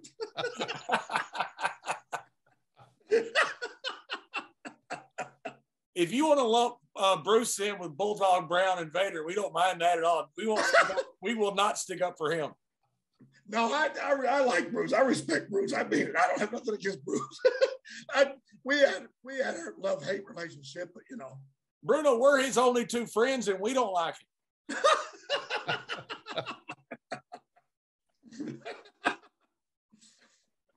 I wish y'all were here right now so we could clink one together, man. You dang right, we'd have a good time. Oh yeah, I can't wait for that Memphis thing. I'm there. Yeah, it's a great, wonderful charity. I look forward to seeing you. We're gonna be at Jerry Lawler's bar on Bill Street. Yeah, I've been there several times. There's several pictures of me in there, actually. You know, and I'll say he's got my picture literally by the bathroom. I mean, it's like you have to go all the way through the front, which is it's a real cool place on Bill Street. Right. All the way to the back, and there it is, literally right by the bathroom. I'll be damned. And literally, Lawler, you know, he's the best. You can't corner Lawler or anything. I said, Jerry, my picture's by the freaking bathroom. He goes, yeah, that's what all the men will see it. Dude, don't even start. Don't. That's good. I like that. You know, I'll tell you all this too. One of the proudest moments of my life, no kidding. 2 months ago, they inducted me into the Memphis Wrestling Hall of Fame. That was huge to me. This is where I was just nobody starting out. And for me to get, and it was in the front page of the Soto County newspaper, and it meant the world to me. That meant the world to me. I'm the only one left is WWE now, you know, but that's awesome. Congratulations. Thank you. That was huge to me, you know. It just I remember heck when of a feeling, Bruno. I mean, that just shows the hard work that you put in and the respect that you gain, not only from your peers but from the fans out there and from the public to be honored like that.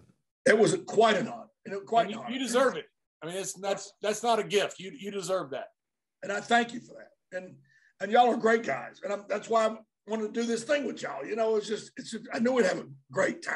And you know, and Jerry, I want to tell you that when I first met your brother Jack in St. Louis years and years and years ago, what a respectful, nice man your brother was to me. And he didn't know me. And when I met him years later, when he came to do a deal with WWE, well, he didn't remember me, but just very respectful, very friendly. What a great guy. Great guy. Thank you.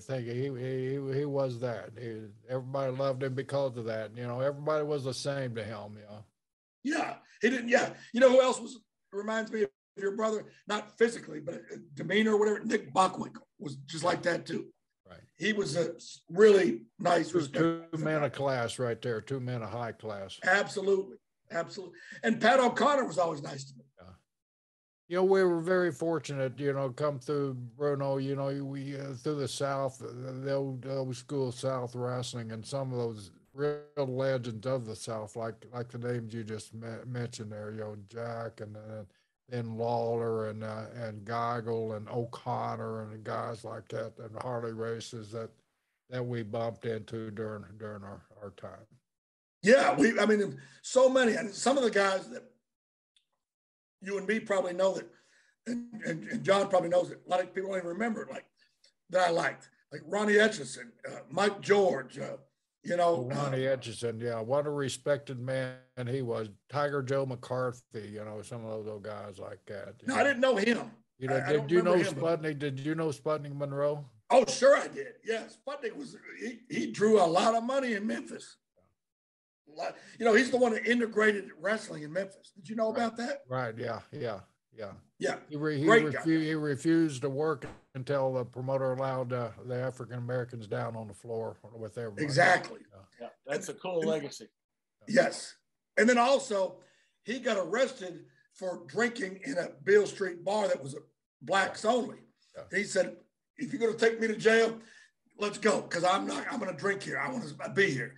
And after that, they integrated the bars too. I mean, Sputnik was a groundbreaker in Memphis. He didn't care about that. Right? You know what? To me, the stupidest person in the world is a person that judges someone else on their race, creed, or color. Amen. Bruno, you came up with the name Downtown Bruno because you'd seen a movie, and yeah, that's a great story there. Yeah, there was a guy named Tim Reed, if y'all remember, he played Venus Flytrap on Flytrap, yeah, WKRP in Cincinnati. Well, he ended up coming on a TV show called Simon and Simon, which was a detective show or whatever. And he was like a detective I forget what his deal was, but he was like, you know, the cool cat on the show. And his name was Downtown Brown. And I said, wow, that is cool. I'm going to be Downtown Bruno. And from that day on, that was my name. I said, I'm Downtown Bruno. So if I ever meet that actor, I'm going to tell him you gave me my career without knowing it. Hell, he's probably wanting to meet you. You probably added 5 years to his career. But I mean, that's where it came from. I invented that myself because I didn't want to be Leonard Spazinski. That's what Guido gave me. Guido was a great guy, but he couldn't come up with a gimmick name to save his life. Who gave you that name? Guido Mongol. The guy that was the original Mongol. Yeah, it was Guido, and his partner was the other Mongol was Nikolai Volkov. Who was a great guy. Yeah. And Nikolai, what you got to say about Nikolai? He's in the business for about 50 years and never took a bump. He collapsed a few times in the ring, but he never took a bump. You'd hit him, he'd go down to one knee, then he'd kind of roll over sideways. I love Nikolai, but he sure couldn't work. Bruno, I can't thank you enough for coming on. I don't, there's so much we could talk about that we didn't, but God Almighty, it's so good to have you. I knew you'd be great. Jerry asked me, kind of rhetorically, how do you think Bruno gonna be? I said, he's gonna be freaking awesome. And that's just exactly like we thought. Man, I appreciate so much history. You got so much respect. You got so much in this business. You're part of this business. I mean, since, good grief, last 30, 40 years, you've been involved in every bit of it. Well, man, this is an honor to me to be with y'all. An honor. And I don't do this for anybody. It's the first time I've done it since Jericho. The last one I did was Jericho. That was when he was still with us, So I love it. And I'll do it again anytime you want to. And, man, it's just fantastic. We had Tony Chimmel on a few weeks back. We were trying to give Tony a home.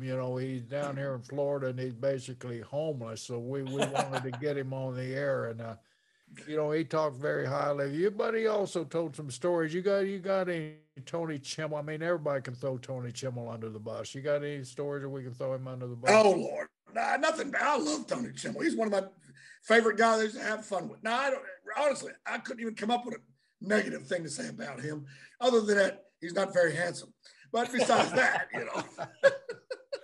Tony is the opposite of good looking. There you go.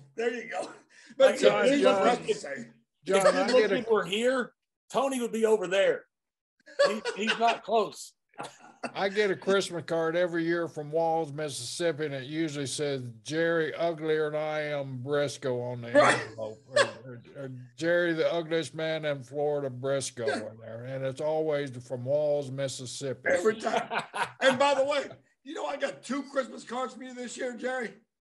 Well, that's how much I love you, Bruno. I appreciate it. Oh, my God. Hey, let me ask you a question. And I know you're fixing to wrap this up. I'm just curious. One guy that I always never worked with, never was in a territory with him, only met him briefly or whatever.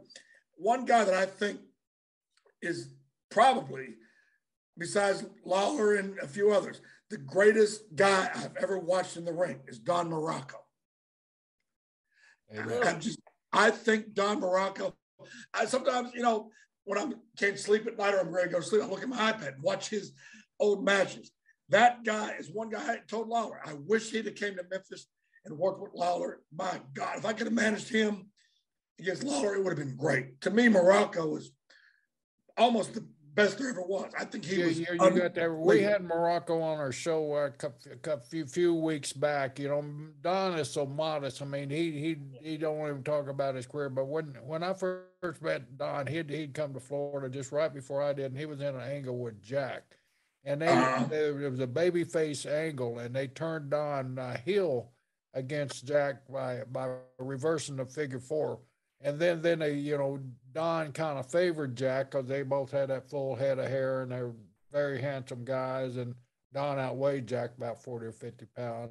That was about the only difference. But their work style was so similar. But Don, what a nice guy he was. And John got to talk to him for an hour and a half or so, and man, what a career that guy had. And you're right. He was a great performer, great worker in the business. And he was. I'll tell you what. Yes, he was huge. And like I said, I met him in passing. I didn't get to know him. I never worked with him in the territory. But if y'all ever get him on again, I would love to be a 4th member of the crew and just tell him personally. Because I actually had like a mark. I've never done this ever. Like a mark. I had a picture made with him when he came to the Hall of Fame that year. It's on my wall at home in a frame because to me, I used to love his matches. Everything he did looked believable. everything he did looked great. When I watched him and Pedro Morales in the ring, it was like, you couldn't tell me that was predetermined. You couldn't tell me that.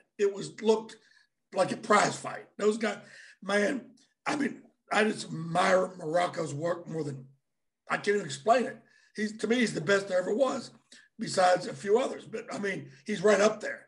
Well, I'm good. I'm sure he'll listen to our show because since he's been on, he's been kind of paying attention to us here. So I'll send him a message to make sure he gets this clip, and I'm sure if he runs into you, Don's just a good old boy, just like we all are here. And he'll probably give you a big hug and thank you, man. He's a great person.